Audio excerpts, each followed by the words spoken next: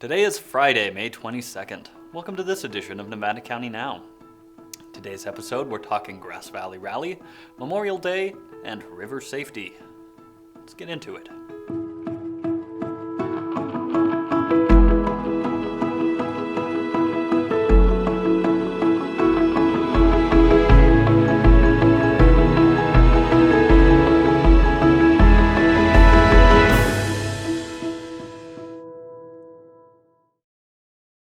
Hello and welcome to Nevada County Now. I'm your host, Cole Pettit. Our top story tonight, the rally in Grass Valley. Approximately 11:30 last night, the Greater Grass Valley Chamber of Commerce posted a statement rescinding their support for today's rally. In it, they said the Chamber's level of comfort in supporting this event was predicated on the participation of two of our county supervisors, Sue Hook from District 4 and Dan Miller from District 3, who had agreed to speak at this event. The City of Grass Valley has provided the parking lot to the business advocacy group as a venue to hold their gathering.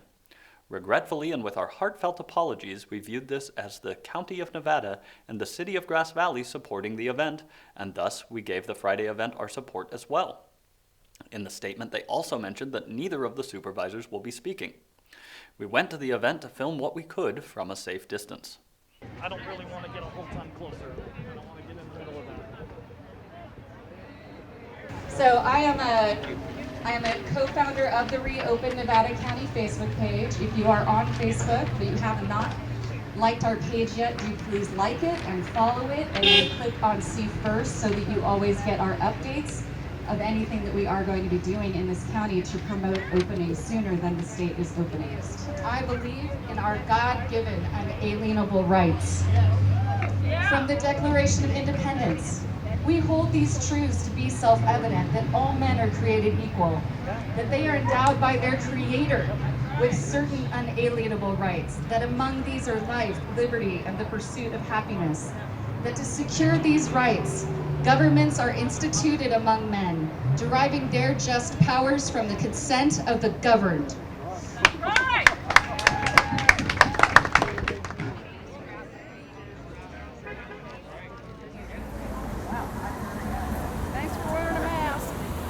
Don't need one.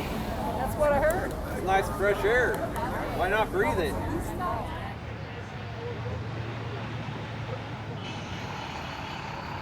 I was asked if I wanted to come by and talk with folks about how important it is that we reopen up our economy, reopen up America. And so the folks here are all, as the sign says, all business is essential. Even if it might seem, well, you're selling frivolous things we don't really need. Yeah, well, someone that has a job there, there's a demand for it by the public that keeps that business in business, otherwise it wouldn't be there anymore. So really, they are correct. All business is essential. It's all part of the fiber of our economy, and it needs to get going again. Would you be for reopening for large events such as rallies, concerts, sporting events? I think we're getting close. I think we're getting close to that point because we're getting more and more info on how narrow the group is that are infected and how big the crowd is that's asymptomatic, and so we can move aggressively towards that. I mean, right now we're just trying to help high school kids have graduations that are meaningful, so we can distance at the stadium. We can distance, have one person hand out all the diplomas. They can wear gloves, they can wear a mask, and the kids, there's sensible ways to do it, but they just get no, absolutely not, from health officers or the state or whoever. And the health officers, God bless them, they're doing a good service, but they're always going to be on the extreme side of caution versus looking at the whole spectrum, and so that's what us as electeds have to do. We have to look at everything. In the beginning, we were all abundantly cautious in the beginning when we didn't know what we had. We didn't know what the numbers were going to be, and we had bad information. On how far and wide this would be. It's a lot narrower, thank God that it is. So we can adjust to that. So I expect that it wouldn't be unreasonable to start having certain types of gatherings in a larger scale, and maybe by the end of the summer they can have baseball again. What does reopening safely look like in your mind? Well, I mean, there's a lot of instances, but a lot of shops, barber shops seems to be the big thing, right? There's a lot of controversy around that. So I know of barbers that already know how to distance, and they'll let just enough people in to fill the chairs that they have. The rest have to wait outside 6 feet in line. They're gloving up, they're cleaning their instruments, they're cleaning the chairs. That looks reasonable to me. So there's no reason barbers and salons can't open up. And a lot of people, that's really making a lot of people angry. They don't have that, and gyms, the people going to work out. There's ways it can be done. Again, spread them out, maybe only so many people at a time. I'm not supposed to have all those answers, but smart people can put those things together. And by and large, when you're applying common sense to it, we know what that looks like, okay, on whatever the instance is. Are we ready to fill Yankee Stadium with 60,000 people? Maybe not yet, but, this is something we can work towards in July or August or whatever. I don't think the vaccine is, we're hearing some politicians, some say we got to have a vaccine. And we're talking anywhere from 12 to 18 months to have a vaccine, and then another 6 months to get it out on the, in circulation and vaccinate 320 million people. We're talking that's a 2-year process.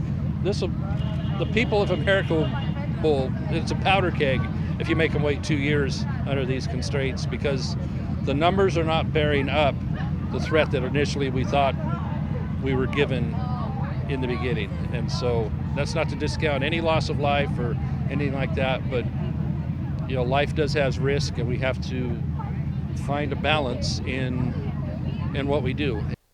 Nevada County posted a video on their Facebook page with Supervisor Heidi Hall and the mayors of Grass Valley, Nevada City, and Truckee to address some of the concerns raised by the protesters at the rally today. Let's take a look. The past 3 months have presented enormous challenges for everyone here in Nevada County. Our friends, families, and neighbors have had to make heartbreaking personal and professional sacrifices. There's not been anyone in our community who's not been touched by this crisis. We recognize that some people are more impacted than others, and some of our community members are more vulnerable to disastrous consequences than others. Finding a clear path to protect the most vulnerable is still our goal in Nevada County. So please, be patient, have commitment, and let's find our way together. We appreciate the kindness and creativity that our communities have shown. You have all met this challenge head on. We ask you to continue your efforts and work together to understand our new normal. We are truly trying to figure this out, and we know that a local response to a global pandemic is the road we need to travel together. So please, be patient, be committed, follow the guidelines, and let's do this together.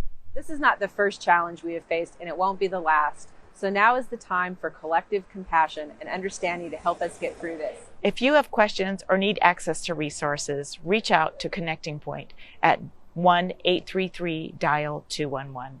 If you're a business owner with questions about reopening, email us at covid19recovery@co.nevada.ca.us. Remember, our strength is our kindness. We're all in this together.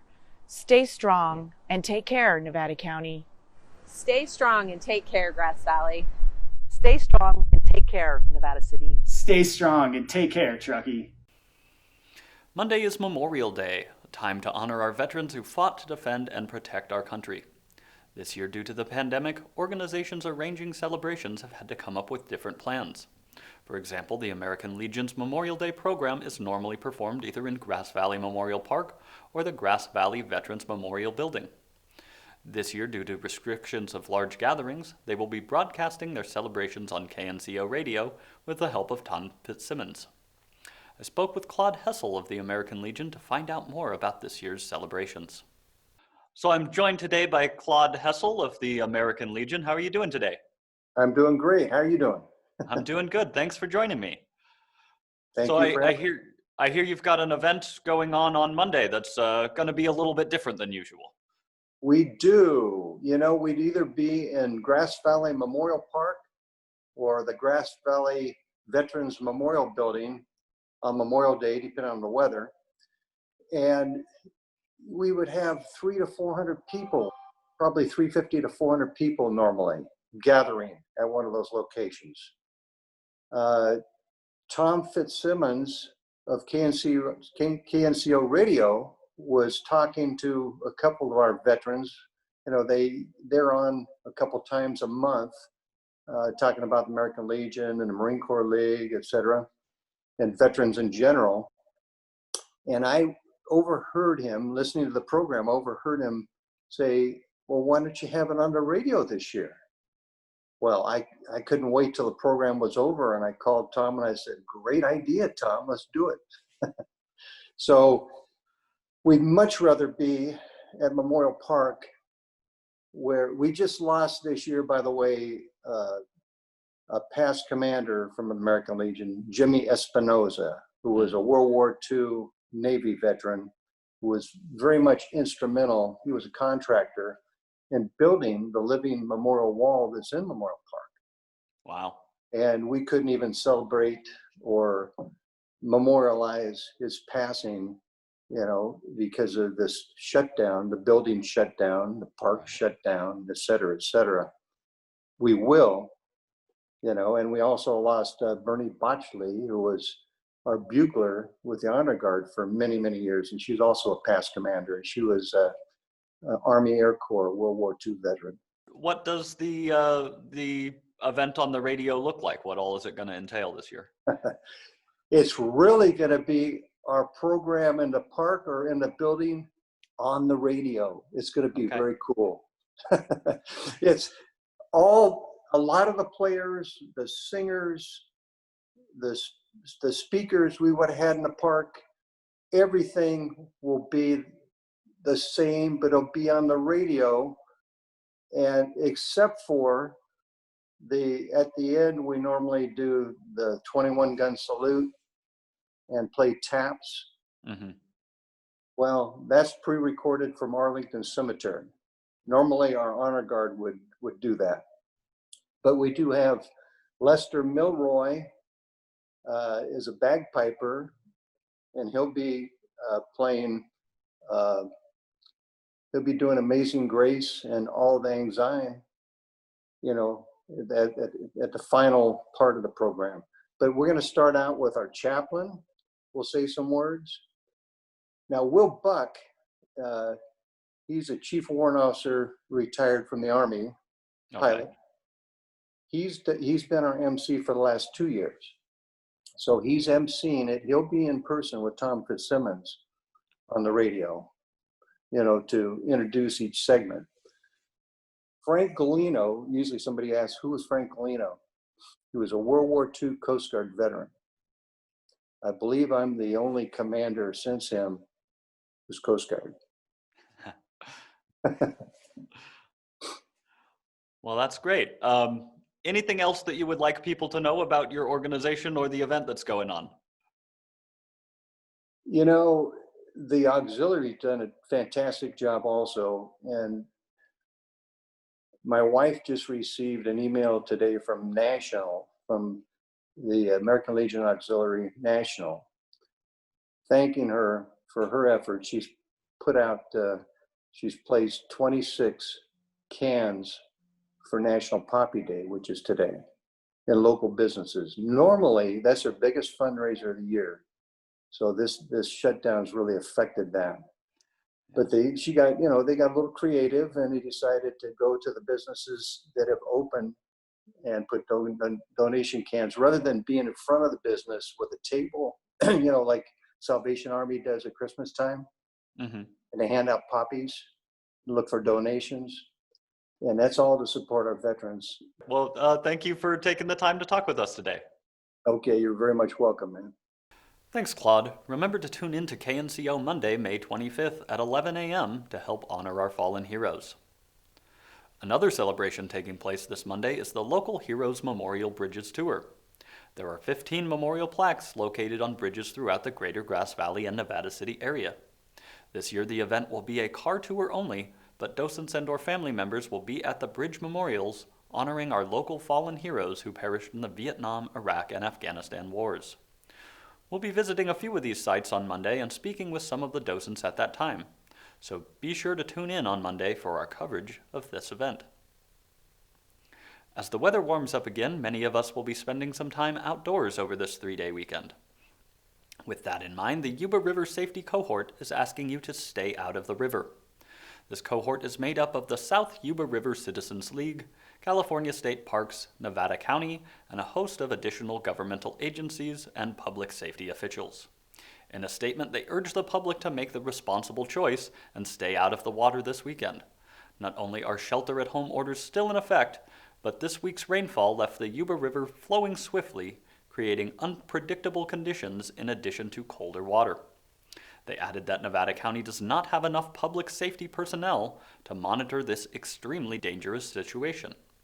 Most drownings occur in the spring when rivers are running cold and fast and the weather is warm, the exact conditions we can expect this Memorial Day weekend. These tragedies are completely preventable by staying out of the water during spring runoff. Don't put yourself or our public safety personnel and rescue volunteers at risk. With so many events being canceled at the moment, Nevada County media is stepping up to try to fill the void. Join us for a virtual 4th of July celebration. This event will feature both a parade and light show. Now, this won't be the usual parade. We'll be pre-recorded so we can make sure everyone is kept safe. Mixed in with the normal participants, we will have special guest appearances, some music, and maybe even a juggler or two. Our commentators will tie this all together, and we're pretty sure it's going to be a blast. After the parade, there will be a music and light show. This portion will contain various video clips sent in by the community, as well as pieces filmed here in our studio. We will need your help to make this event the best it can be. For more information, visit our website, nevadacountymedia.org/July-4th. We'll leave you this evening with a sample of the light show. Remember, stay safe, take care of each other. We'll see you on Monday.